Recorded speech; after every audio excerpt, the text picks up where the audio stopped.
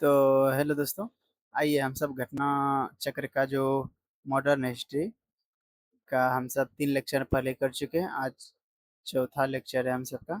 चौथा लेक्चर को आइए देखते हैं कहाँ से कहाँ तक करना है आज, और इससे पहले कहाँ तक हो चुका है उसको भी देखते हुए आगे बढ़ते हैं। ठीक है, आइए। हम सबका जो है ना, यहाँ से यहाँ तक हो चुका है। ठीक है, इतना दूर पूरा टॉपिक जितना देख रहे हैं, यूरोपीय कंपनियों का आगमन, क्षेत्रीय राज Mysore, Punjab, governor general, viceroy, 1857 की क्रांति, आधुनिक भारत में शिक्षा, आधुनिक भारत में प्रेस के विकास से संबंधित जितना भी हो चुका, आज चौथा लेक्चर में हम सबका जो स्टार्ट रहेगा वो रहेगा। हम सबका चैप्टर है कांग्रेस में गरम दल और नरम दल, संबंधित पेज नंबर यहाँ से स्टार्ट होगा। ठीक है, और आइए हम सब कांग्रेस में गरम दल नरम दल से संबंधित क्वेश्चन को, जितने भी इससे संबंधित है उसको करते हुए आगे बढ़ते हैं। तो आइए, हम सबका फर्स्ट क्वेश्चन है, कांग्रेस में किस भारतीय नेता ने प्रथम बार उदारवादियों पर सुरक्षित बल्ब सिद्धांत का प्रयोग करने का अपेक्ष यानी अपेक्ष लगाया था? यानी कि इसका राइट आंसर हो जाएगा लाला लाजपत राय। यानी कि क्वेश्चन ये है दोस्तों, कांग्रेस में किस भारतीय नेता ने प्रथम बार उदारवादियों पर जो है ना सुरक्षित बल्ब सिद्धांत का प्रयोग करने का आरोप लगाया था? ये लाला लाजपत राय ने इससे संबंधित, सुरक्षित बल्ब से संबंधित प्रश्न उठाया था। सबसे पहले कांग्रेस के उग्रपंथी नेता लाला लाजपत राय ने जो है वर्ष 1916 में प्रकाशित अपनी पुस्तक यंग इंडिया जो है, इस सिद्धांत का सहारा लेकर कांग्रेस के उदारवादी नेताओं पर आरोप लगाया कि वे एक ऐसी संस्था चला रहे हैं जिसे ब्रिटिश शासक जो है ना सुरक्षा बल्ब की तरफ प्रयोग कर रहे हैं। यानी सुरक्षा बल्ब मतलब खुद की सुरक्षा, यानी हम खुद की, हम सुरक्षा से पहले सुरक्षा बल्ब एक तरह का लगा रहा है कि अगर कुछ होगा तो ये, अगर हम पे कोई एक तरह का अटैक होता है तो उससे पहले ये झेल लेगा, इसलिए सुरक्षा बल्ब इस तरह का प्रयोग करेंगे। ये आरोप लगाए थे अंग्रेजों पे लाला लाजपत राय जी। नेक्स्ट क्वेश्चन है, अधिकतर नरमपंथी नेता थे अधिकतर नरमपंथी नेता जो शहरी क्षेत्र से थे। उदारवादी राजनीतिक या राजनीतिक भिक्षावृत्ति के युग में अधिकतर नरमपंथी नेता तथा दादा भाई नरोजी, फिरोज शाह मेहता, दिनसा वाचा और बमेश चंद्र बनर्जी और सुरेंद्र नाथ बनर्जी जैसे नेता जो है शहरी क्षेत्रों से संबंध थे। इस काल में कांग्रेस पर समृद्धिशाली और मध्यम वर्गीय और बुद्धिजीवी का, जिसमें वकील, डॉक्टर, इंजीनियर, पत्रकार और साहित्यिक व्यक्ति सम्मिलित थे, और अधिकार था, इन सब का ही अधिकार था। उपाधियों और बड़े बड़े पदों पर इन लोगों के लिए आकर्षण रखते थे। यानी उपाधि और बड़े बड़े पद पर लोगों के लिए आकर्षण रहते थे। कांग्रेस में जो ना आने वाले ये प्रतिनिधि बड़े बड़े नगरों से आते थे और जन साधारण से इनका संपर्क सीमित था। फिरोज शाह मेहता ने स्वयं कहा था, कांग्रेस की आवाज़ जनता की आवाज़ नहीं है, परंतु उनके साथ रहने वाले अन्य देशवासियों का कर्तव्य है कि वे उनकी इनकी भावनाओं को समझे और उन्हें व्यक्त करे और उनके उपचार का प्रयत्न करे। ठीक है, निम्न में से कौन जो है ना उग्रपंथी नहीं था? निम्न में से कौन जो है उग्रपंथी नहीं था? कौन नहीं था? गोपाल कृष्ण गोखले उग्रपंथी नहीं था। बाकी यहाँ जो है ना बाल गंगाधर तिलक, मदन लाल, उधम सिंह, ये सब उग्रपंथी टाइप के। गोपाल कृष्ण गोखले उदारवादी खेमे से संबंध थे। ठीक है, क्योंकि वो नरम दल के थे, नरम दल टाइप में थे गोपाल कृष्ण गोखले। ठीक है, वह समभाव और मृदु न्यायप्रियता में विश्वास करते थे। उन्हें पूर्ण विश्वास था कि देश का पुनरुद्धार उत्तेजना और बवंडरों से नहीं हो सकता। वे साधन और साध दोनों की पवित्रता में विश्वास करते थे। इन्हीं विचारों से प्रभावित होकर गांधी जी जो है ना उनके शिष्य बन गए। उन्होंने 1889 ईस्वी में बॉम्बे कांग्रेस अधिवेशन के मंच से राजनीति में भाग लिया था। और 1897 में 97 में उन्हें और दिनसा वाचा को भारतीय व्यय के लिए नियुक्त भारतीय उन्हें और दिनसा वाचा को भारतीय व्यय के लिए नियुक्त बेल्वी आयोग के सम्मुख साक्ष्य देने को कहा गया। वर्ष 1899 में वह जो है बम्बई विधान परिषद के लिए जो है कालांतर में इंपीरियल लेजिस्लेटिव काउंसिल के लिए चुने गए। ठीक है। आइए, भारतीय राष्ट्रीय कांग्रेस जो है ना गर्मपंथी के प्रभावशाली प्रभावाधीन आया। ये भारतीय राष्ट्रीय आंदोलन जो है गर्मपंथी के प्रभावाधीन आया, कब आया? यानी गर्मपंथी के अंदर जो है ना 1906 के बाद आया। ये भारतीय राष्ट्रीय आंदोलन जो है ना गर्मपंथी के प्रभाव में कब आया, कब से आया? 1906 के बाद आया। ठीक है। 1906 में 6 के बाद भारतीय राजनीति में कांग्रेस के भीतर जो है गरम दल का प्रभाव बढ़ा। गरम दल का नेतृत्व प्रमुख कांग्रेसी नेताओं बाल गंगाधर तिलक, लाला लाजपत राय, विपिन चंद्र पाल, अरविंद घोष ने मिलकर किया। निम्नलिखित में से कौन सा नेता जो है ना कांग्रेस के गरम दल से संबंधित था? कांग्रेस के गरम दल से संबंधित कौन सा नेता था? आइए देखते हैं। अरविंद घोष। कौन कांग्रेस के गरम दल से संबंधित था? अरविंद अरविंद घोष। अच्छा, हाँ। अरविंद घोष घोष जो है ना गरम दल से संबंधित है। बाकी दादा भाई नरोजी और एस एन बनर्जी, जी के गोपाल कृष्ण गोखले, ये सब नरमपंथी थे। अरविंद घोष जन कांग्रेस के गरम दल के नेता थे। वह गरम दल के 4 स्तंभों यानी लाला लाजपत राय, बाल गंगाधर तिलक, बिपिन चंद्र पाल, अरविंद घोष में से एक थे। 1893 से 1894 ईस्वी में अपने लेख में उन्होंने कहा था कि कांग्रेस श्रमिक वर्ग से दूर है, अत्याचार और अराष्ट्रवादी है और पूर्णतः पूर्णतः असफल रही, और कांग्रेस के ब्रिटिश शासकों को अप्रसन्न करने का भय से स्पष्ट न करने की नीति को कायरता की संज्ञा दी। इनके अनुसार कांग्रेस क्षय रोग से मरने वाली है। वर्ष 1908 में पुलिस द्वारा जो है मणिक तल्ला उद्यान यानी अन्य नामजन मुरारी और पुकुर बागानबाड़ी में छापा मारकर 14 क्रांतिकारियों को गिरफ्तार किया गया। और अरविंद घोष को जो ना ग्रे ग्रे स्ट्रीट में स्थित उनके घर से गिरफ्तार किया गया था। ठीक है। सभी के ऊपर जो ना अलीपुर षड्यंत्र करने के मामले में मुकदमा चला। अलीपुर षड्यंत्र मामले में अरविंद घोष पर जो ना लगभग 1 साल मुकदमा चला, किंतु बाद में साक्ष्य के अभाव में उन्हें छोड़ दिया गया। कालांतर में वे आतंकवादी क्रियाकलापों से अलग होकर सन्यासी बन गए। सन्यासी बन गए कौन? अरविंद घोष। अरविंद घोष जो है बाद में सन्यासी बन गए तथा पंडित चेरी अब पुदुचेरी चले गए। निष्क्रिय निष्क्रिय विरोध के सिद्धांत का प्रतिपादन किसने किया? निष्क्रिय विरोध का प्रतिपादन किसने किया? अरविंद घोष ने। निष्क्रिय प्रतिरोध, सॉरी, या निष्क्रिय विरोध पर लेखों की श्रृंखला सर्वप्रथम 9 से 23 अप्रैल 1907 के मध्य वंदे मातरम समाचार पत्र प्रकाशित हुई थी। उनका मानना था कि अंग्रेजों को भारत अंग्रेजों को भारत व विलंब छोड़ देना चाहिए। जब तक कांग्रेस ऐसा नहीं करते तब तक उनके विरुद्ध विरोध प्रदर्शन करते रहना चाहिए। राष्ट्रीय आंदोलन में जो है निम्न में से किसको जो न नरम दलीय के तौर पर नहीं जाना जाता था? वह बाल गंगाधर तिलक। राष्ट्रीय आंदोलन में जो है निम्न में से किसको जो है ना नरम दलीय के तौर पर नहीं जाना जाता था? वह बाल गंगाधर तिलक। उग्रवाद के 4 प्रमुख स्तंभ लाला लाजपत राय, बाल गंगाधर तिलक, बिपिन चंद्र पाल, अरविंद घोष में बाल गंगाधर तिलक एक इस विचारधारा के अग्रदूत थे।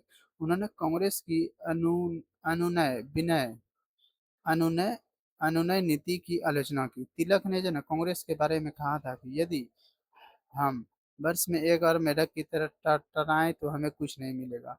तथा भाई नरौजी तथा गोपाल कृष्ण गोखले कांग्रेस के गर्म दलीय नेता थे, जबकि एम.जी. रानाडे समाज सुधारक। बाल गंगाधर तिलक जो है ना लोकमान्य तिलक के नाम से जाना जाने लगा। कब जाने जाने लगा? जब वो लोकप्रिय शिक्षक थे उन्होंने लोकप्रियता अखबार शुरू की, सरकार ने उसे रेड मर्डर केस में अभियुक्त बनाया, उन्हें शिवाजी और गणपति उत्सव बाल गंगाधर। अच्छा, एक से अधिक हो जाएगा इसका आंसर, ठीक है। आइए, ब्रिटिश सरकार ने जो है, इसका आंसर एक से अधिक हो जाएगा। ब्रिटिश सरकार ने बाल गंगाधर तिलक को पुणे के तत्कालीन plague commissioner W C Rand तथा लेफ्टिनेंट लेफ्टिनेंट आयस्ट आयस्ट की हत्या के मामले में अभियुक्त बनाया। तिलक को दोषी पाया गया और उन्हें 18 माह का कठोर कारावास सजा सुनाई। जब वे जेल से बाहर आए तो वे राष्ट्रीय नायक, यानी एक राष्ट्रीय नायक के रूप में उभरे।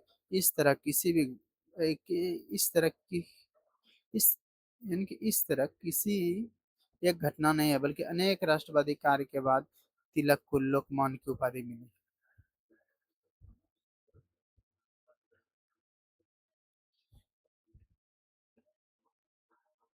ठीक है। आइए, स्वराज मेरा जन्मसिद्ध अधिकार है और मैं इसे लेकर रहूंगा, किसने कहा था? ये बाल गंगाधर तिलक ने कहा था। बाल गंगाधर तिलक द्वारा जो ना प्रयुक्त नारा है, स्वराज मेरा जन्मसिद्ध अधिकार है और मैं इसे लेकर रहूंगा, तिलक द्वारा जो ना सर्वप्रथम कब दिया गया? इसे लेकर विद्वानों के मत काफी मतभेद देखने को मिलता है। दरअसल इस नारे की परिकल्पना 1890 के दशक में प्रारंभ हुई थी। विद्वानों का मानना है कि तिलक के करीबी सहयोगी जोसेफ काका और बेपिस्टा ने सबसे पहले यह वाक्य गढ़ा कि माना जाता है कि बेप्टिस्टा ने मराठी में संभवतः यह पंक्ति रची थी: स्वराज यह माझा जन्मसिद्ध हक्क आहे आणि तो मी मिळवणारच। और आइए और देखते हैं।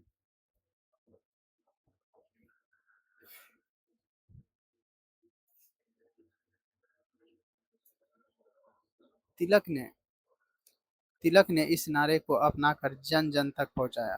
प्राप्त साक्ष्यों के आधार पर यह कहा जा सकता है कि इस नारे का उपयोग सार्वजनिक मंचों से तिलक ने होम रूलिंग आंदोलन के दौरान अप्रैल मई 2016 में किया। कुछ सूरतों में इस बात पर जोर दिया गया कि 1916 के कांग्रेस लखनऊ अधिवेशन में तिलक ने इस नारे का उपयोग किया था, किंतु उनके समर्थन में पर्याप्त ऐतिहासिक साक्ष्य उपलब्ध नहीं है।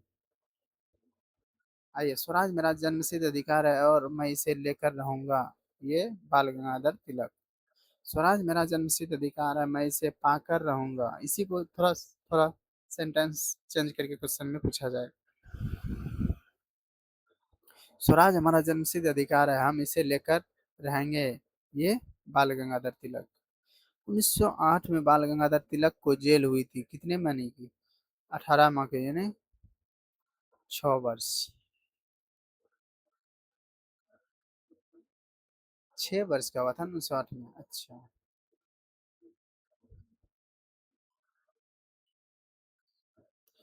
6 मंथ का हुआ था। और 1908 में बाल गंगाधर तिलक को केसरी में प्रकाशित, अच्छा ये दूसरा है दोस्तों, इससे पहले 18 माह का जेल हुआ था। 1908 में जो बाल गंगाधर तिलक को जो केसरी में प्रकाशित लेख के आधार पर राजद्रोह का मुकदमा चलाकर 6 वर्ष का निर्वासन और 1,000 रुपया जुर्माना की सजा सुनाकर मांडले म्यांमार जेल भेज दिया गया था। ये किस लिए? केसरी में जो ना प्रकाशित लेख के आधार पर कुछ अंग्रेज के बारे में लेख लिख दिए थे भड़काऊ, इसी के कारण कांग्रेस के नरम दल के नेताओं की आंदोलन की पद्धति थी, क्या थी? रा, राजा बमबंद आंदोलन, राजा बमबंद आंदोलन।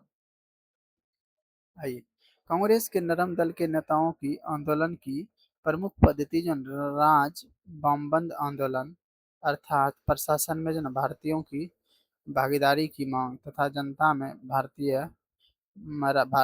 में जन राजनीतिक जागरूकता उत्पन्न करना था। शेर ए पंजाब के नाम से जो है ना इनमें से कौन मशहूर है? शेर ए पंजाब के नाम से इनमें से कौन मशहूर थे? शेर ए पंजाब के नाम से जो है ना लाला लाजपत राय मशहूर थे। आइए देखते हैं। लाला लाजपत राय शेर ए पंजाब के नाम से जाने जाते थे। ये भारतीय राष्ट्रीय कांग्रेस में गरम दल के नेता तथा पूरे पंजाब के प्रतिनिधि थे। उन्हें पंजाबी केसरी भी कहा जाता था। साइमन कमीशन के विरोध में एक जुलूस का नेतृत्व करते समय लाला जी लाठियों के प्रहार से घायल हो गए और परिणाम स्वरूप 17 नवंबर 1928 को उनका देहांत हो गया, और इन्हीं का देहांत का बदला भगत सिंह ने लिया था संघर्ष को मार के। अब आइए, भारतीय राष्ट्रीय कांग्रेस। भारत में क्रांतिकारी आंदोलन। भारत में क्रांतिकारी आंदोलन से संबंधित जितने भी प्रश्न बनेंगे दोस्तों, उसको आइए अच्छे तरीके से व्याख्या करते हुए हम सब आगे बढ़ते हैं। फर्स्ट क्वेश्चन है, किस वर्ष में बी डी सावरकर हिंदू महासंघ के अध्यक्ष निर्वाचित हुए? बी डी सावरकर जो है ना, किस वर्ष हिंदू महासभा के अध्यक्ष बने थे? ये ऑप्शन में नहीं है, इसलिए उपयुक्त में से कोई नहीं होगा, ठीक है। आइए वो उन्नीस आइए, बी डी सावरकर वर्ष 1937 से 1943 के मध्य तक हिंदू महासभा के अध्यक्ष थे। तो अब देख लीजिए,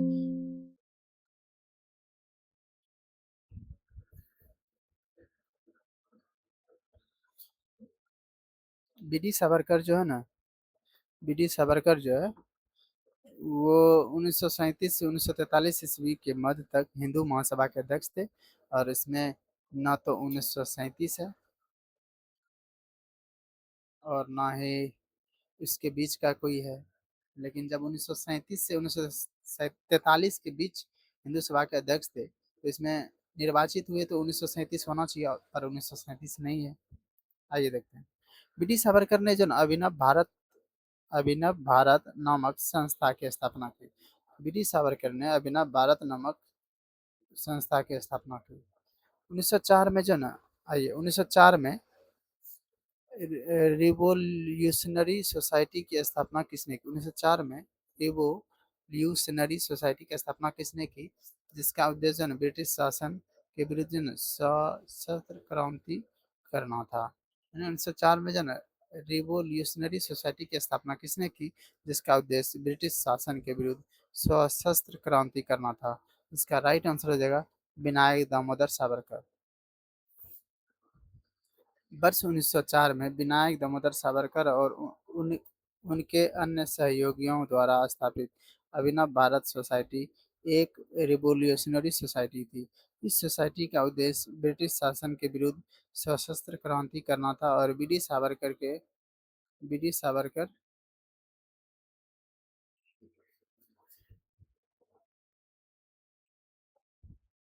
आइए देखते हैं।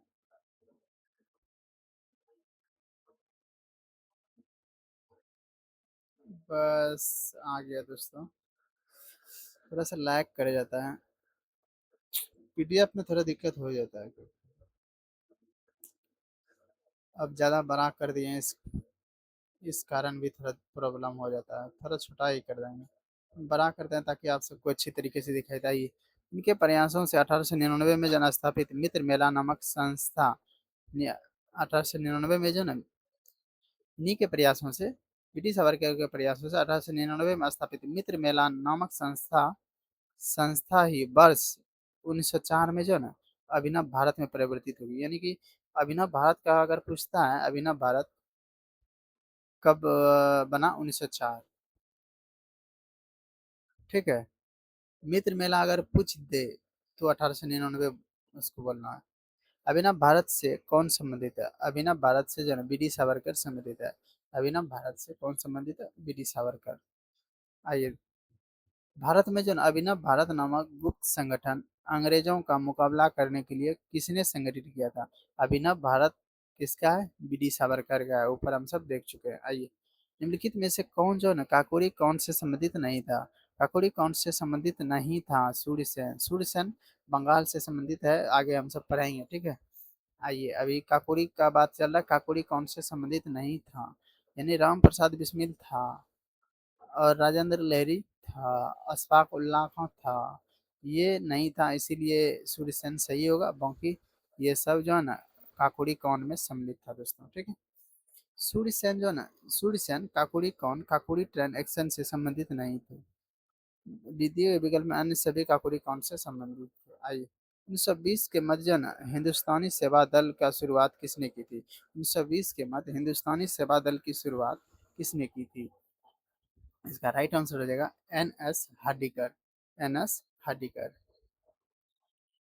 आई, हिंदुस्तानी हिंदुस्तानी सेवा दल की शुरुआत स्वतंत्रता सेनानी एवं कांग्रेस नेता डॉक्टर एन एस हार्डिकर ने की थी।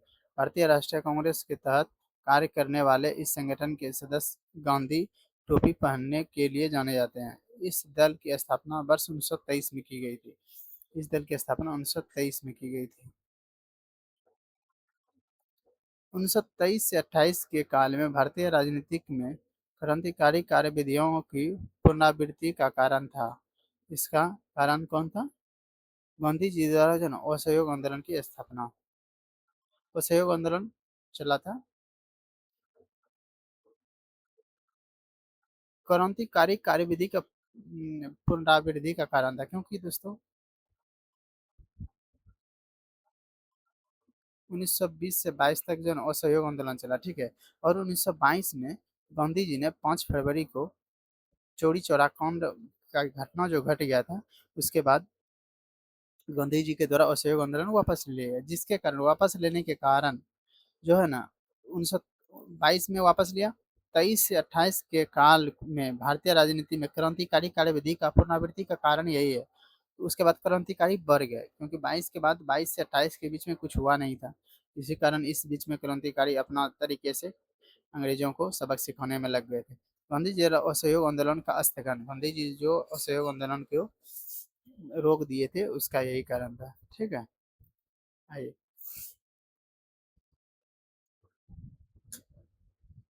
आइए इससे रिलेटेड कुछ फैक्ट है, उनको देखते हुए चलते हैं।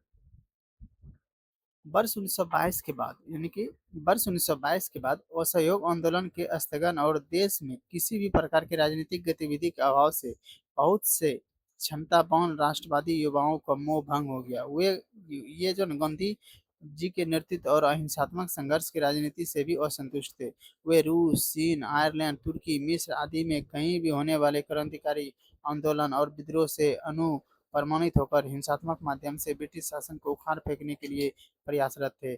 इस कारण यह काल जो भारतीय राजनीति में जन क्रांतिकारी कार्यविधि को पुनरावृत्ति का काल माना जाता है।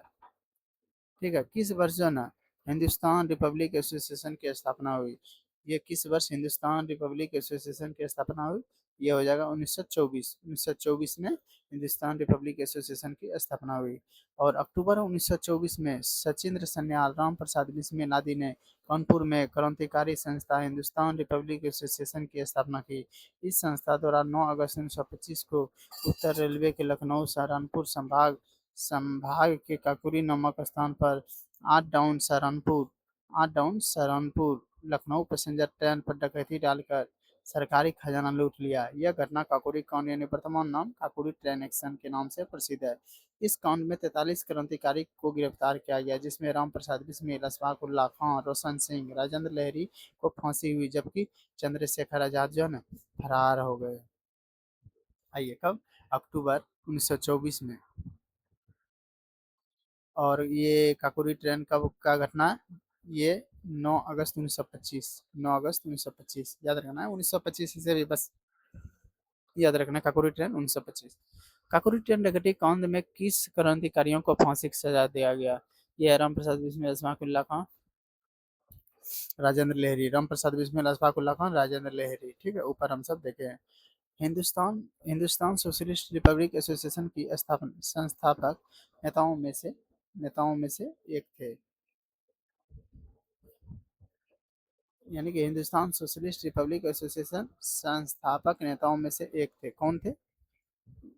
हिंदुस्तान सोशलिस्ट रिपब्लिक एसोसिएशन में संस्थापक में भगत सिंह थे।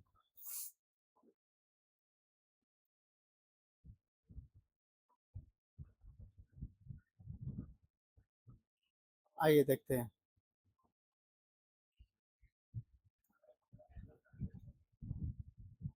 काकुरी काकुरी कांड यानी काकुरी ट्रेन एक्शन के बाद पुलिस द्वारा चलाए गए दमन चक्र के फलस्वरूप हिंदुस्तान रिपब्लिक एसोसिएशन को गंभीर झटका लगा, किंतु बाद में विजय कुमार सिन्हा, शिव वर्मा, जयदेव कपूर, भगत सिंह और भगवती चरण बोहरा तथा सुखदेव ने चंद्रशेखर आजाद के नेतृत्व में एचआरए को पुनः संगठित करने का कार्य शुरू किया।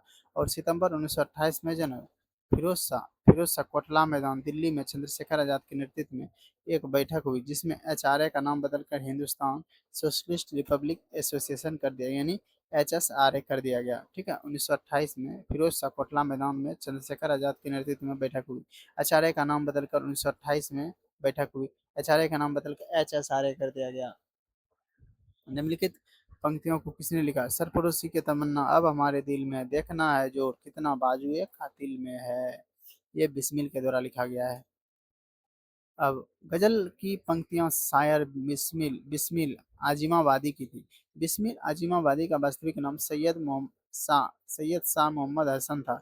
उनका जन्म वर्ष 1901 में पटना के हरदास बिहारा गाँव में हुआ। यह गज़ल जो उर्दू में लिखी गई थी एवं वर्ष 1921 में काज़ी अब्दुल गफ्फार की पत्रिका सभा में छपी थी। प्रसिद्ध प्रसिद्ध गीत जो है ना, प्रसिद्ध गीत सरफरोशी की तमन्ना अब हमारे दिल में के रचयिता कौन थे? ये जो ना राम प्रसाद बिस्मिल नहीं, ऊपर हम सब देखें बिस्मिल प्रसिद्ध गीत है। सरफरोशी की तमन्ना अब हमारे दिल में के रचयिता कौन थे? इसमें से उपयुक्त में से कोई नहीं है तो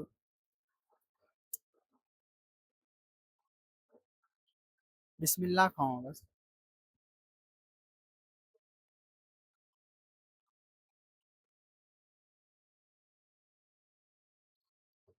ये हो जाएगा आज ये शायर बिस्मिल आजिमाबादी वो बिस्मिल था इसलिए कंफ्यूज हो रहा था दोस्तों। इसका पूरा नाम ये है बिस्मिल अजीमाबादी।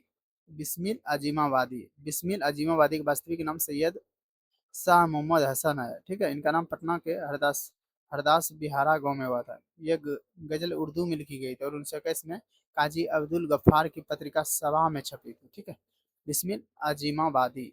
जैसे प्रसिद्ध गीत सरफरोशी की तमन्ना अब हमारे दिल में के रचयिता कौन थे? बिस्मिल अजीमाबादी। यहाँ राम प्रसाद बिस्मिल अलग है इसलिए वो बिस्मिल अलग है। अगर बिस्मिल सिर्फ देता है तो बिस्मिल मना जाएगा। जैसे यहाँ सरफरोशी की तमन्ना अब हमारे दिल में देखना है जोर कितने कातिल में है, किसने लिखा? बिस्मिल है तो बिस्मिल हो गया। यहाँ राम प्रसाद बिस्मिल अलग नाम हो जाता है इसलिए वो इसका आंसर जो है ना ई ले लिया गया कंफ्यूजन के लिए। देख रहे हैं, इनकलाब जिंदाबाद का नारा किसने दिया था? यह भगत सिंह के द्वारा। प्रसिद्ध नारा इनकलाब जिंदाबाद हसरत मोहन, ये भी नारा देखिए। प्रसिद्ध नारा जो है इनकलाब जिंदाबाद हसरत मोहानी के द्वारा दिया गया। ठीक है, ध्यान रखना प्रसिद्ध नारा इनकलाब जिंदाबाद हजरत मोहानी के द्वारा दिया गया था। हजरत मोहानी एक स्वतंत्रता सेनानी एवं उर्दू भाषा के प्रसिद्ध कवि थे जबकि भगत सिंह ने इसे लोकप्रिय बनाया। अतः निकटतम उत्तर जो है ना सी यानी नहीं ये रहेगा। अगर हसरत मोहानी है तो हसरत मोहानी मारना है, अगर ये नहीं है तो भगत सिंह मारना। मशहूर नारा इनकलाब जिंदाबाद है किसने दिया? इसमें हसरत मोहानी है इसीलिए हसरत मोहानी को मारे।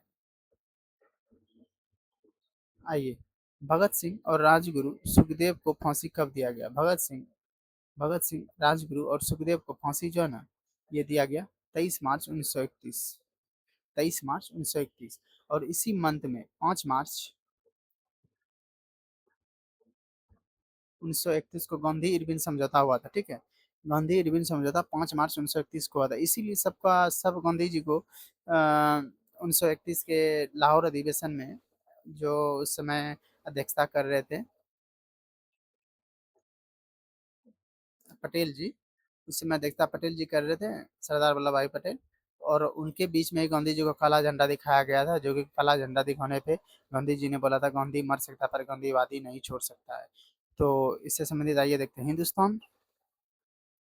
हिंदुस्तान सोशलिस्ट रिपब्लिक एसोसिएशन के दो सदस्य भगत सिंह और बटुकेश्वर दत्त ने 8 अप्रैल 1929 को केंद्रीय विधानसभा में बम फेंके। दोनों की गिरफ्तारी कर कर केंद्रीय असेंबली बम कांड के अंतर्गत मुकदमा चलाया गया। बाद में एचएसआरए के अन्य दो सदस्य को भी गिरफ्तार कर क्रांतिकारियों के ऊपर लाहौर षड्यंत्र के अंतर्गत जो है ना मुकदमा चलाया गया और 1930 में लाहौर षड्यंत्र कांड का निर्णय आया जिसमें भगत सिंह राजगुरु सुखदेव को फांसी की सजा सुनाई गई और 23 मार्च 1931 को तीनों को फांसी दे दी गई। उनकी फांसी के समाचार से संपूर्ण देश मृत्यु संदिग्ध उदासी में डूब गया। सुखदेव सुखदेव भगत सिंह राजगुरु को किस तारीख को फांसी दी गई थी? सुखदेव भगत सिंह राजगुरु को किस तारीख को फांसी दी गई थी? ये 23 मार्च 1931। ध्यान रखना। सरकार सरकार के विरोध में असेंबली में बम फेंकने के समय भगत सिंह की उम्र क्या थी? बस 21 साल से थोड़ा सा ही ज्यादा। भगत सिंह भारत के एक प्रमुख स्वतंत्रता सेनानी और क्रांतिकारी थे। उनका जन्म जो है 28 सितंबर 1907 को हुआ था। उनका जन्म 28 सितंबर 1907 को हुआ था। भगत सिंह तथा बटुकेश्वर दस 8 अप्रैल 1929 को 8 अप्रैल 1929 को केंद्रीय विधानसभा में बम फेंका। हो सकता है क्वेश्चन आ जाए बम फेंक कब फेंका? भगत सिंह और बटुकेश्वर दत्त ने केंद्रीय विधानसभा में कब बम फेंका? 1929 अगर आया 1929 अगर सिंपल आया तब तो मार ही देंगे, अगर डेट आ गया तो ध्यान रखना, 8 अप्रैल, 8 अप्रैल, ठीक है, 8 अप्रैल भी याद रखना। और केंद्रीय विधानसभा में बम फेंकने के समय भगत सिंह की उम्र 21 वर्ष, 21 वर्ष 6 माह 11 दिन था, यानी 23 मार्च 1931 को उन्हें फांसी दे दी गई, ठीक है। केंद्रीय विधानसभा में जो है ना, हानि रहित बम किसने फेंका? हानि रहित बम जो है ना, बटुकेश्वर दत्त, भगत सिंह, दोनों का नाम है, पर एक का नाम याद रखना, तो एक का ही बटुकेश्वर दत्त याद रखना।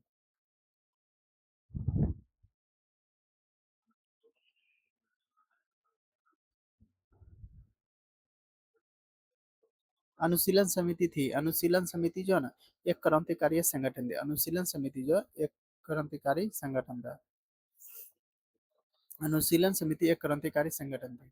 चिटगांव शस्त्र छापामारी की योजना बनाई, उस समय इससे पहले देखे थे ना, सूर्यसेन, सूर्यसेन से संबंधित, अब आइए डिटेल देखते हैं। चिटगांव शस्त्र छापामारी की योजना बनाई किसने? चिटगांव शस्त्र छापामारी की योजना बनाई सूर्यसेन ने। ये भी बहुत इंपॉर्टेंट है, क्वेश्चन हमेशा आ जाएगा यहाँ से। चटगांव यानी चिटगांव शस्त्रागार ढाबे को जो ना मास्टर दा के नाम से प्रसिद्ध क्रांतिकारी सूर्यसेन ने आयोजित किया था। सूर्यसेन ने बंगाल में जो है इंडियन रिपब्लिक आर्मी यानी आईआरए की स्थापना की थी। इनकी सदस्यों में जन अनंत सिंह, अंबिका चक्रवर्ती, लोकीनाथ और प्रीति लता वाडेगा और गणेश घोष, कल्पना दत्त और आनंद गुप्त प्रमुख थे। 18 अप्रैल 1930 को सूर्यसेन ने जन अंग्रेजों के विरुद्ध युद्ध की घोषणा की। सूर्यसेन के नेतृत्व में आई आर ए के सदस्य चटगांव शस्त्रागार पर आक्रमण कर हथियार पर कब्जा कर लिया और 22 मई 1930 को, यानी कि 22 मई 1930 को आईआरए के सदस्य और सेना के बीच संघर्ष हुआ, जिसमें 80 सैनिक और 12 क्रांतिकारी मारे गए।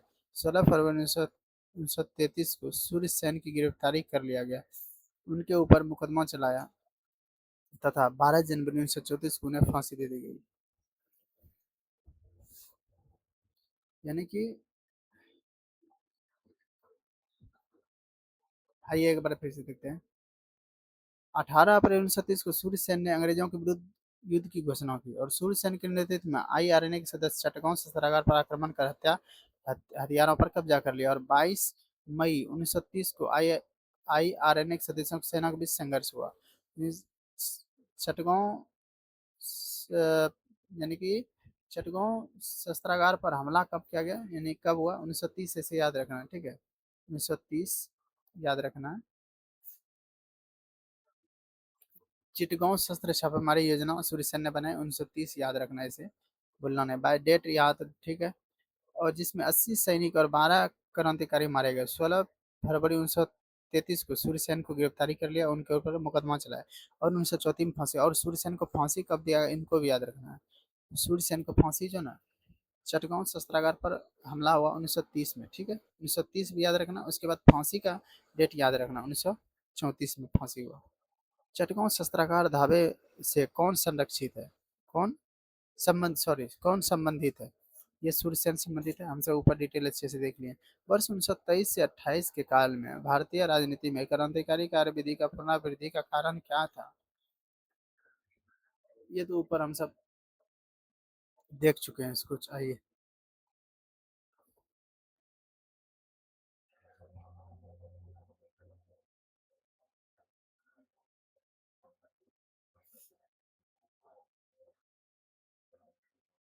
आइए हम सब अब नेक्स्ट आ गए हैं टॉपिक में।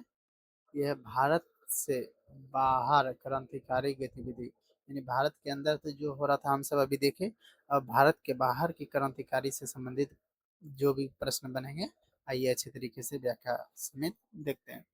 फर्स्ट क्वेश्चन, लंदन में जो ना इंडिया हाउस के संस्थापक कौन थे? इंडिया हाउस के संस्थापक जो ना श्याम जी कृष्ण वर्मा थे।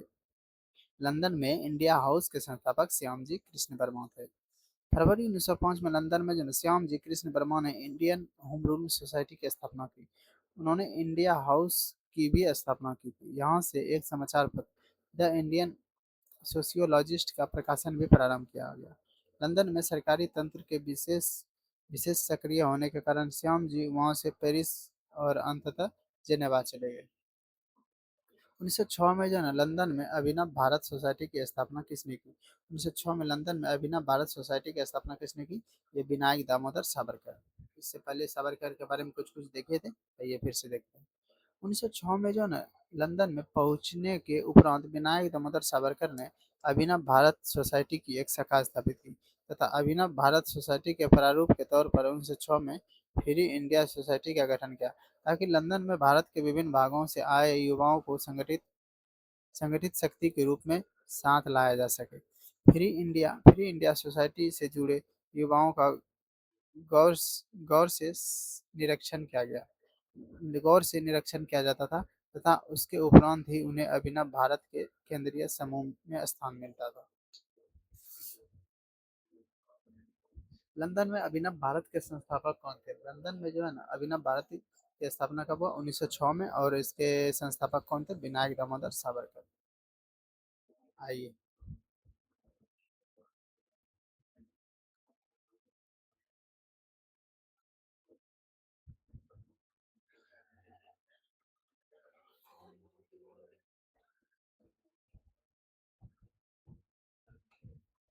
ये देखिए, ये बीपीएससी टीचर में 11 12 में पूछा गया, यानी हिस्ट्री का पूछा गया। यानी कि ये फिक्स है कि हिस्ट्री सब्जेक्ट जिनका होगा ना 11 12 का, उसी में क्वेश्चन आया हुआ है ये। आइए देखते हैं। ये क्वेश्चन नीचे है। ओ शिट, क्वेश्चन नीचे है यार।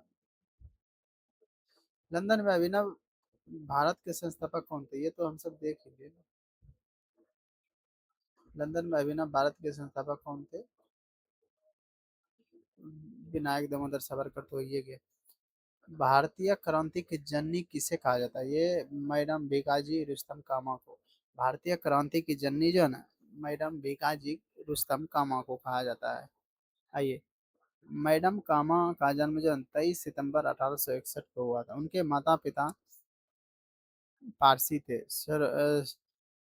स्वरा सोराबजी प्रोमजी पटेल उनके पिता थे। उनका विवाह रुस्तम के आर कामा से हुआ, जो वकील और सामाजिक कार्यकर्ता थे। मैडम कामा ने राष्ट्रीय आंदोलन के महान अग्रणी भारतीय महान अग्रणी भारतीय दादा भाई नौरोजी की निजी सचिव के रूप में सेवा की। ठीक है, मैडम कामा ने राष्ट्रीय आंदोलन के महान अग्रणी भारतीय नेता दादा भाई नौरोजी की निजी सचिव के रूप में भी काम किया है। मैडम भिकाजी कामा ने दादा भाई नौरोजी की निजी सचिव के रूप में भी सेवा की है, ये इनको भी याद रखना है। बाद में कुछ देशभक्त विद्यार्थी और यूरोपीय बौद्धिक लोगों के संपर्क में आकर स्वतंत्रता आंदोलन से जुड़ गए और 12 अगस्त 1907 को जर्मनी के स्टुटगार्ट में आयोजित अंतर्राष्ट्रीय सोशलिस्ट सम्मेलन में भाग लिया। उन्होंने इसी सम्मेलन में जो ना भारतीय तिरंगा ध्वज को फहराया। ये जो स्टुटगार्ट यानी कि 22 अगस्त 1907 को जर्मनी के स्टुटगार्ट में आयोजित अंतर्राष्ट्रीय सोशलिस्ट सम्मेलन में भाग लिया। उन्होंने इसी सम्मेलन में भारतीय तिरंगा ध्वज को फहराया था। 1907 में जर्मनी के स्टुटगार्ट में ही अंतर्राष्ट्रीय अंतर्राष्ट्रीय सोशलिस्ट सम्मेलन का आयोजन था। और इसी में जो ना तिरंगा झंडा फहराया था, ध्यान रखना। वह विदेशी भूमि यानी अंतर्राष्ट्रीय मंच पर भारतीय ध्वज फहराने वाली पहली व्यक्ति थी।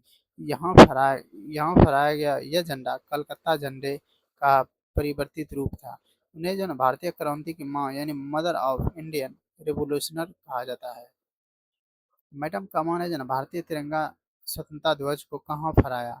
देखिए, स्टुटगार्ट कहाँ था? स्टुटगार्ट हमसे ऊपर देख लिए, जर्मनी में था, ध्यान रखना। Stuttgart Germany.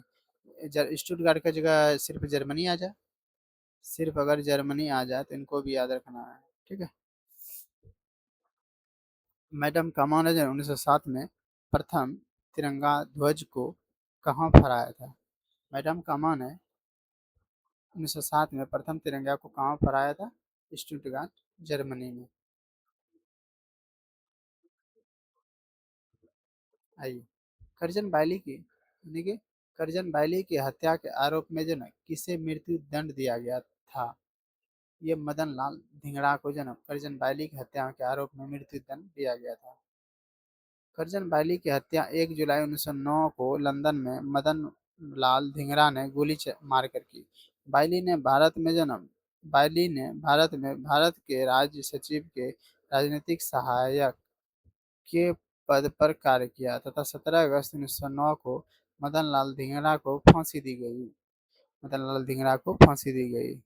और 1911 में जो ना कैलिफोर्निया विश्वविद्यालय में भारतीय दर्शन शास्त्र के प्रोफेसर बनने का किसे अवसर मिला? 1911 में कैलिफोर्निया विश्वविद्यालय में भारतीय दर्शन शास्त्र का प्रोफेसर बनने का अवसर जो है ना हरदयाल को मिला।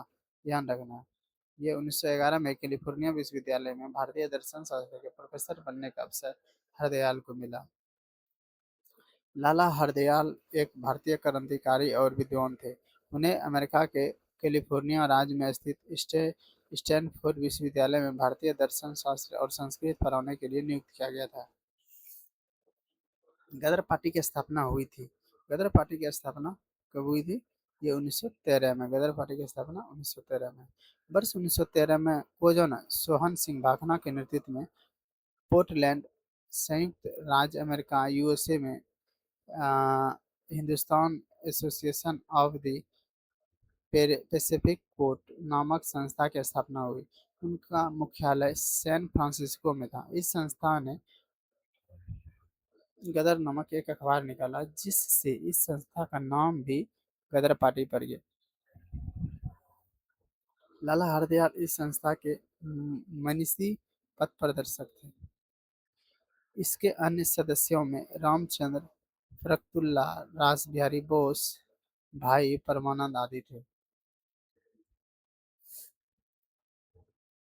गदर गदर आंदोलन एक क्रांतिकारी आंदोलन जिनका उद्देश्य भारत में ब्रिटिश शासन को उखाड़ फेंकना था, के नेता कौन थे? गदर गदर आंदोलन के नेता लाला, आइए, इसमें ऑप्शन नहीं है दोस्तों।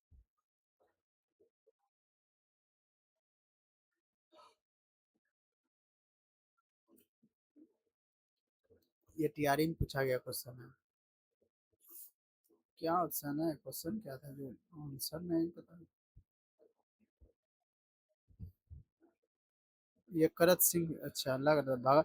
गदर पार्टी के क्रांतिकारी आंदोलन जिनका उद्देश्य भारत में ब्रिटिश शासन को उखाड़ फेंकना था, के नेता कौन थे? करत करतार सिंह सराभा। करतार सिंह सराभा था इनका। ठीक है, आइए।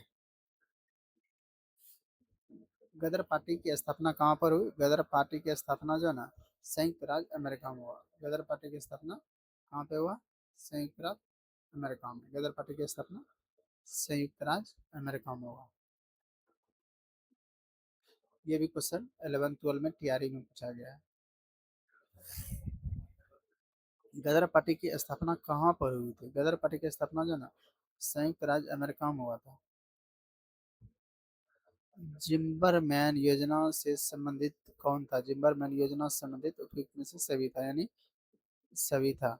लाला हरदयाल भी था, भूपेन दत्त था, वीरेंद्र नाथ चट्टोपाध्याय था।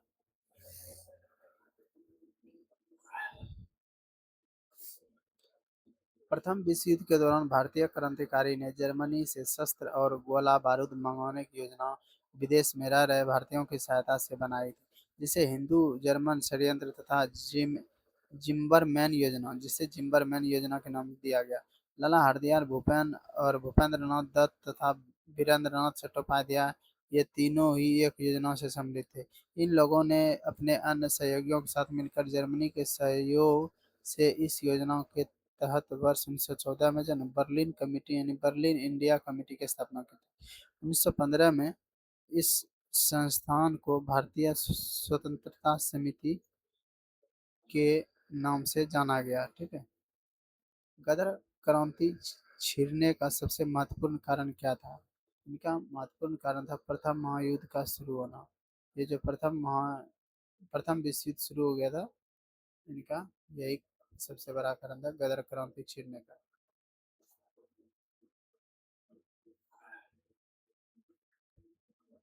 स्वदेशी स्वदेशी आंदोलन के निष्क्रिय होने से भारतीय राष्ट्रवाद के प्रहरी में प्रहरी भी निष्क्रिय हो गए थे और 1914 में अचानक छिड़े प्रथम विश्व युद्ध ने भारतीय राष्ट्रीयता के प्रहरी को झकझोरा, उन्हें उद्वेलित किया। उस समय यह धारणा प्रचलित थी कि ब्रिटेन पर किसी तरह का संकट भारत के हित में है, यानी उस पर किसी तरह का संकट आए तो भारत के हित में। उनके लिए एक उनके लिए एक मौका है। इस मौके का कोई जगहों पर कई तरह का फ़ायदा उठाया गया। उत्तरी अमेरिका में गदर क्रांतिकारी और भारत में लोकमान्य तिलक और एनी बेसेंट और होम रूलिंग जैसे संगठन ने इस मौके पर लाभ उठाया। गदर क्रांतिकारियों ने सशस्त्र संघर्ष के माध्यम से अंग्रेजी हुकूमत को उखाड़ फेंकने का प्रयास किया। जर्मनी के जर्मनी के समर्थन से काबुल में जो है ना राजा महेंद्र प्रताप सिंह के नेतृत्व में जो है ना अंतरिम अंतरिम सरकार का गठन हुआ। जर्मनी के समर्थन से काबुल में राजा महेंद्र प्रताप सिंह के नेतृत्व में अंतरिम सरकार का गठन हुआ।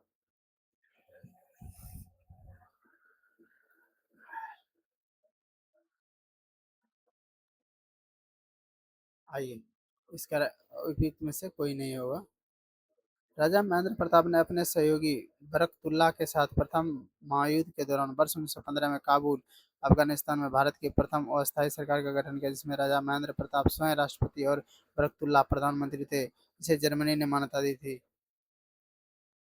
काबुल के राजा महेंद्र प्रताप सिंह के नेतृत्व में अंतरिम सरकार का गठन हुआ था। ये तो ऑप्शन में उपयुक्त में से कोई नहीं है, क्योंकि प्रथम विश्व युद्ध है ही नहीं। 1915 होना चाहिए। सरदार उधम सिंह ने किसे मारा? सरदार उधम सिंह ने जो ना माइकल ओ डायर को मारा था। ठीक है। सरदार उधम सिंह ने माइकल ओ डायर डायर को मारा था। उधम सिंह ने जलियांवाला बाग हत्याकांड के अप्रत्यक्ष रूप से जिम्मेदार lieutenant governor Michael O'Dwyer की लंदन में मार्च 1940 में हत्या किया था। माइकल ओ डायर ने Michael O'Dwyer Michael O'Dwyer को कब मारा गया? 1940 में उधम सिंह के द्वारा। किसके द्वारा? उधम सिंह के द्वारा। लंदन में जो ना 13 मार्च 1940 को सर माइकल ओ डायर को गोली मारा गया। किसके द्वारा? उधम सिंह के द्वारा। शेर था शेर। अंग्रेजों के घर में घुस के मारा। बंगाल विभाजन 1905 तथा स्वदेशी आंदोलन। बंगाल विभाजन 1905 तथा स्वदेशी आंदोलन। बंगाल विभाजन, आइए इससे संबंधित बंगाल विभाजन के विषय में किसने कहा कि विभाजन हमारे ऊपर बम की तरह गिरा? ये सुरेंद्र नाथ बनर्जी के द्वारा बोला गया कि विभाजन जो है हमारे ऊपर बम की तरह गिरा है। बंगाल विभाजन के विषय में सुरेंद्र नाथ बनर्जी ने कहा था, विभाजन की घोषणा हमारे ऊपर बम की तरह गिरा है। बंगाल विभाजन लॉर्ड कर्जन के काल में हुआ था। बंगाल विभाजन लॉर्ड कर्जन के काल में हुआ था। बंगाल विभाजन की घोषणा कब हुआ? बंगाल विभाजन की घोषणा 19 जुलाई 1905 को हुआ। ठीक है, याद रखना है डेट। ये डेट याद रखना, 19 जुलाई 1905।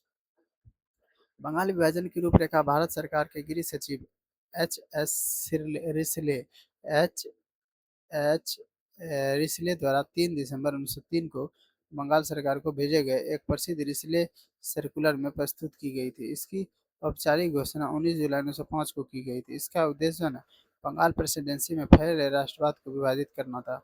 बंगाल विभाजन 16 अक्टूबर 1905 को प्रभावी हुआ। इस दिन को जो ना रविंद्रनाथ टैगोर ने रक्षाबंधन के रूप में मनाने की सलाह दी। यानी बंगाल विभाजन 16 अक्टूबर 1905 को प्रभावी हुआ। बंगाल का विभाजन प्रभावी हुआ कब? 16 अक्टूबर 1905 को। बंगाल विभाजन के प्रत्याघात के रूप में कौन सा आंदोलन शुरू हुआ? बंगाल विभाजन के प्रत्याघात के रूप में कौन सा आंदोलन शुरू हुआ? यह स्वदेशी आंदोलन। यह स्वदेशी आंदोलन। भारत के वायसराय लॉर्ड कर्जन ने 19 जुलाई 1905 को कुछ सूरतों में यह तिथि 20 जुलाई 19 या 20 19 नहीं रहेगा तो 20 रहेगा तो उसको मारना है। ठीक है दोस्तों, बस 19 या 20 याद रखना। 19 है तो ठीक, नहीं तो 20, 20 अगर नहीं तो 19। 19 जुलाई 1905 को कुछ सूरतों में यह तिथि 20 जुलाई भी होती है, को बंगाल विभाजन की घोषणा की गई। इस घोषणा के विरोध में कलकत्ता के टाउन हॉल में एक ऐतिहासिक बैठक का आयोजन किया गया, जिसमें स्वदेशी आंदोलन की विधिवत घोषणा की गई। अक्टूबर 1905 को जब बंगाल विभाजन लागू हो गया, तो उस दिन को शोक दिवस के रूप में मनाने की घोषणा की गई। रविंद्रनाथ टैगोर के सुझाव पर इसे राखी दिवस के रूप में मनाया गया।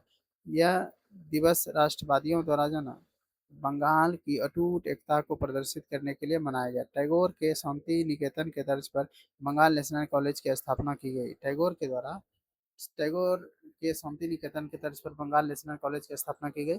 बहुत कम समय में पूरे देश में अनेक राष्ट्रीय विद्यालयों की स्थापना की गई।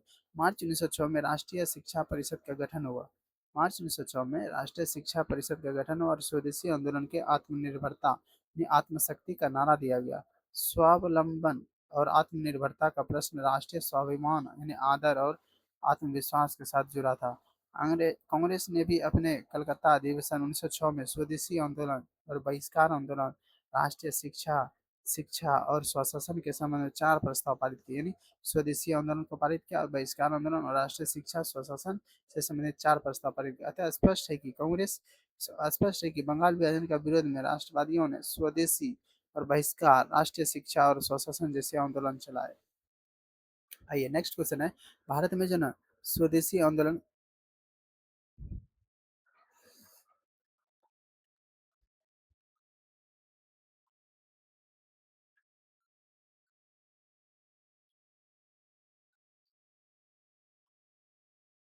एक सेकंड दोस्तों।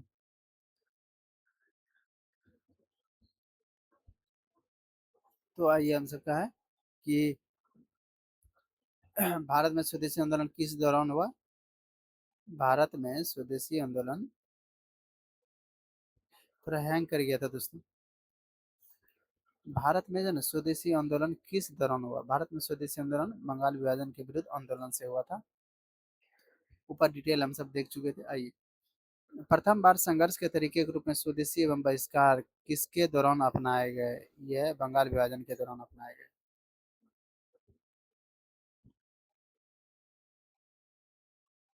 आइए, प्रथम बार संघर्ष के तरीके के रूप में जो स्वदेशी और बहिष्कार भारत में कब अपनाया गया। यह बंगाल विभाजन के समय अपनाया गया। ठीक है। नेक्स्ट क्वेश्चन है, बंग भंग के बाद कौन सा आंदोलन शुरू हुआ। बंग भंग के बाद जो है ना स्वदेशी आंदोलन शुरू हुआ। 1905 में बंगाल विभाजन के समय भारत के वायसराय कौन थे। भारत के वायसराय लॉर्ड कर्जन थे, जिनकी इच्छा थी कि कांग्रेस मेरे सामने रहते हुए मर जाए। इनमें से किस काल में जो है ना स्वदेशी आंदोलन का जो है ना भारत में उत्थान हुआ। स्वदेशी आंदोलन का भारत में उत्थान हुआ। बंगाल विभाजन का विरोधी आंदोलन। बंगाल विभाजन बंगाल विभाजन का विरोधी आंदोलन लॉर्ड कर्जन के द्वारा 1905 में किया गया। बंगाल विभाजन रद्द किया गया 1911 में। दिसंबर 1911 में ब्रिटिश सम्राट जॉर्ज पंचम और महारानी मैरी महारानी मैरी के भारत आगमन पर उनके स्वागत हेतु दिल्ली में दरबार का आयोजन किया गया। दिल्ली दरबार में ही 12 दिसंबर 1911 को सम्राट ने बंगाल विभाजन को रद्द घोषित किया। साथ ही कलकत्ता की जगह दिल्ली को भारत की नई राजधानी बनाए जाने की घोषणा की गई। अ, अनु और घोषणा के अनुरूप बंगाल को जो है ना नए प्रांत के रूप में पुनर्गठित किया गया। उड़ीसा, बिहार को इससे अलग कर दिया गया। असम को एक नया प्रांत बनाया गया, जैसा कि उनकी स्थिति 1874 ईस्वी में थी। तथा सिलहट को उससे उससे इसमें जोड़ दिया गया, सिलहट को। और बंगाल में जब 1905 में विभाजित हुआ, बंगाल वर्ष 1905 में विभाजित हुआ, जिसके विरोध में फलस्वरूप वह दोबारा विभाजित हुआ। कब? 1911 में फिर अलग कर दिया गया। बंगाल बंगाल के विभाजन को किसके कार्यकाल में वापिस किया गया। ये लॉर्ड हार्डिंग के कार्यकाल में वापिस किया गया। लॉर्ड हार्डिंग द्वितीय के कार्यकाल में जन बंगाल विभाजन को वापस लिया गया और 1912 में ब्रिटिश भारत की राजधानी को कोलकाता से दिल्ली हस्तांतरित कर दिया गया। और 19 जुलाई 1905 को जन तत्कालीन वायसराय लॉर्ड कर्जन ने बंगाल विभाजन की घोषणा की थी और 1912 में लॉर्ड हार्डिंग आ गया था। कांग्रेस बनारस कलकत्ता सूरत अधिवेशन। कांग्रेस के बनारस हो गया, कलकत्ता आ गया, सूरत अधिवेशन से संबंधित क्वेश्चन आइए देखते हैं। निम्नलिखित में से किस नेता ने 1906 में जन कलकत्ता कांग्रेस अधिवेशन की अध्यक्षता की थी। 1906 में दादा भाई नौरोजी ने किया था। 1906 में भारतीय राष्ट्रीय कांग्रेस के कलकत्ता अधिवेशन की अध्यक्षता दादा भाई नौरोजी ने की थी। और इसी अधिवेशन में स्वराज या स्वशासन, स्वदेशी, बहिष्कार, राष्ट्रीय शिक्षा संबंधी प्रस्ताव पारित किए गए और स्वराज का झंडा दादा भाई नौरोजी के द्वारा फहराया गया। 1906 में आयोजित भारतीय राष्ट्रीय कांग्रेस के कलकत्ता अधिवेशन में भारत के लिए स्वराज का झंडा किसके द्वारा फहराया गया। दादा भाई नौरोजी के द्वारा फहराया गया। आइए, और कांग्रेस ने स्वराज प्रस्ताव वर्ष 1905 में पारित किया। ठीक है। और प्रस्ताव का उद्देश्य क्या था। इसका उद्देश्य था अपने लिए संविधान बनाने की अधिकार, परंतु ऐसा नहीं हुआ। स्व शासन सुनिश्चित करना ये क्वेश्चन में एरर है दोस्तों। आइए मुस्लिम का गठन देखते हैं, ठीक है। मुस्लिम लीग का गठन, इनसे संबंधित जो भी क्वेश्चन होगा आइए हम सब करते हुए जाते हैं। पर इससे पहले एक आप सबसे अनुरोध है दोस्तों, अगर वीडियो आप सबको थोड़ा सा भी अच्छा लगे, थोड़ा भी हेल्प अगर रिवीजन में कर रहा है, तो वीडियो को लाइक करके ही जाइएगा। वीडियो को लाइक कर दीजिएगा, सब्सक्राइब भी साथ साथ कर दीजिएगा। लाइक करने से थोड़ा वीडियो बनाने में एनर्जी फील होता है दोस्तों, और अधिक लोगों तक वीडियो यूट्यूब ऑटोमेटिक भेजता है। निम्नलिखित में से किसने ऑल इंडिया मुस्लिम लीग की स्थापना की थी?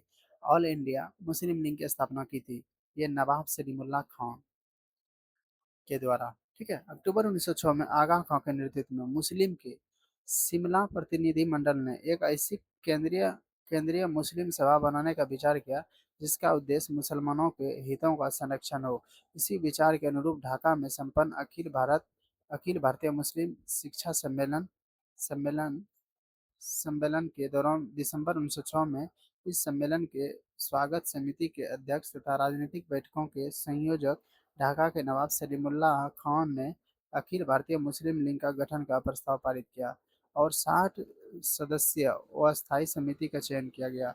और और मोहसिन उल मुल्क तथा बकार उल मुल्क के संयुक्त रूप से संगठन का सचिव नियुक्त किया गया। लखनऊ में मुस्लिम लीग का मुख्यालय बनाया गया और आगा खां इसके प्रथम अध्यक्ष बनाए गए। मुस्लिम लीग के प्रथम अध्यक्ष आगा खां थे, और इस तीनों नामों में रहने या इनमें से कोई दो नाम रहने पर संस्थापक के रूप में चयन वरीयता क्रम में इस प्रकार होगा। पहले सलीमुल्लाह खान होगा, अगर ये नहीं है तो आगा खां होगा, अगर ये नहीं है तो मोहसिन उल मुल्क होगा, ध्यान रखना। अगर अब फर्स्ट ऑप्शन में सलीमुल्लाह खान है तब तो इसको टिक करेंगे, अगर नहीं है तो आगा खां करेंगे, अगर नहीं है लास्ट में तब मोहसिन उल मुल्क करेंगे। चूंकि प्रश्न दो का नाम में अतः सलीमुल्लाह खान को प्रथम वरीयता देते हुए संस्थापक के रूप में चुना जाएगा। हाँ, सलीमुल्लाह खान एक नंबर में, उसके बाद आगा खां। समाज के अंतर्गत स्वशासन नामक उद्देश्य मुस्लिम लीग कब स्वीकार किया? 1913। समाज के अंतर्गत स्वशासन नामक उद्देश्य मुस्लिम लीग ने कब स्वीकार किया? 1913 में, ध्यान रखना दोस्तों। ब्रिटिश साम्राज्य के अंतर्गत स्वशासन के उद्देश्य को मुस्लिम लीग ने 1913 को अपनाया था, ठीक है। और मुस्लिम लीग ने अपने वार्षिक अधिवेशन नियमित रूप से प्रारंभ किया, इसका भी डेट आइए देखते हैं नीचे। अखिल भारतीय मुस्लिम लीग की स्थापना 1906 में हुआ, ढाका में, अच्छे से याद रखना बस। इसके संस्थापक ढाका के नवाब सलीमुल्लाह खान थे। महत्वपूर्ण भूमिका रही। 1907 में मुस्लिम लीग की वार्षिक अधिवेशन कराची में, ठीक है, 1907 में वार्षिक अधिवेशन कराची में तथा 1908 में अमृतसर में हुआ। इसके उपरांत मुस्लिम लीग के अधिवेशन अनियमित रूप से देश के विभिन्न शहरों में आयोजित होते रहे। यद्यपि बिहार लोक सेवा आयोग ने अपने उत्तर में इस प्रकार के डी माना है, जो सही नहीं है, डी माना है, यानी कि अपना वार्षिक अधिवेशन नियमित रूप से प्रारंभ किया मुस्लिम लीग ने 1925 से, जो गलत है। 1925 से तो नहीं किया, जब 1906 से 6 में बना और 7 से नियमित रूप से कहीं ना कहीं कर ही रहा है, तो कैसे होगा पता नहीं। 1906 में जो ना मिंटो ने शिमला में मिले मुसलमानों के शिष्टमंडल ने प्रार्थना की, क्या? मुसलमानों के लिए पृथक निर्वाचन वर्ग। 1906 ईस्वी में मिंटो से 1906 में मिंटो से शिमला में मिले मुसलमानों के शिष्टमंडल ने प्रार्थना की कि मुसलमानों के लिए पृथक निर्वाचन वर्ग दिया जाए। 1 अक्टूबर 1 अक्टूबर 1906 को 1 अक्टूबर 1906 को आगा खां के नेतृत्व में मुसलमानों का एक शिष्टमंडल तत्कालीन वायसराय लॉर्ड मिंटो, ठीक है, लॉर्ड मिंटो लॉर्ड मिंटो से शिमला में मिला, ठीक है। शिष्टमंडल ने प्रांतीय, केंद्रीय, स्थानीय निकायों पर निर्वाचन हेतु मुसलमानों के लिए विशिष्ट स्थिति की मांग की। इस मांग के जवाब में मिंटो ने मुसलमानों को आश्वासन देते हुए कहा कि उसे उनके राजनीतिक अधिकारों और हितों की भारत में रक्षा की जाएगी। यानी कि लॉर्ड मिंटो खुद चाहता था कि हिंदू मुसलमान करके इस सबको आपस में लड़ाएं, और देखिए मार्ले मिंटो सुधार, और हम सब अपना रोटी सेकते रहें। इसी प्रकार ये सब तो पागल है ये, और रियल में जो वो सोच रहा था वही हो रहा था। निम्न में से किस अधिनियम ने भारत में जो ना पृथक निर्वाचन मंडल आरंभ किया? वो है डी नंबर, भारतीय परिषद अधिनियम 1909। भारतीय परिषद अधिनियम 1909, ये है मार्ले मिंटो सुधार से संबंधित, ठीक। आइए, भारत परिषद अधिनियम 1909 जो है ना, मार्ले मिंटो सुधार 1909 के द्वारा ब्रिटिश भारत में सांप्रदायिक प्रतिनिधित्व प्रतिनिधित्व की व्यवस्था की गई। इसके अंतर्गत मुसलमानों के लिए पृथक निर्वाचन मंडल की व्यवस्था करना था।